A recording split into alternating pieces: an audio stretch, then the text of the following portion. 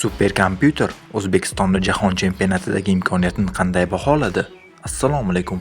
Kanalimizga xush kelibsiz. Yaqin daqiqalar ichida siz bilan Ekstra Sport kanali.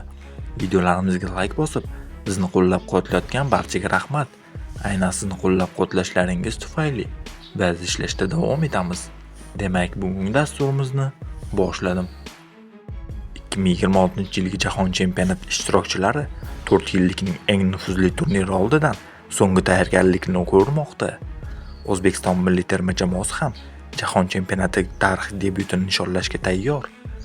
The Analytic tahliliy platformasi statistik tahlillarga ixtisoslashgan Opta markazi superkompyuterning 2026-yilgi jahon chempionati bo'yicha prognoz natijalarini e'lon qildi.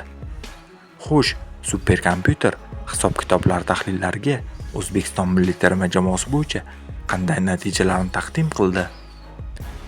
Taqdimot natijalariga ko'ra, O'zbekiston milliy terma jamoasining turnirda play-off bosqichiga chiqish imkoniyati 12.25% ni tashkil etadi.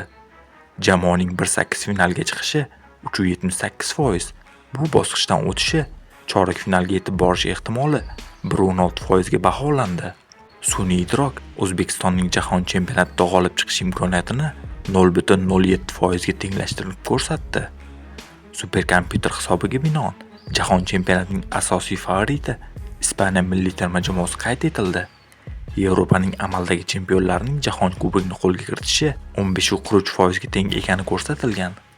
Shuningdek, mundial favoritlari kuchli beshlikdan Fransiya milliy terma jamoasi 12.54, Angliya milliy terma jamoasi 10.88, Argentina milliy terma jamoasi 10.28 va Portugaliya milliy terma jamoasi 6.73% ham joy olgan.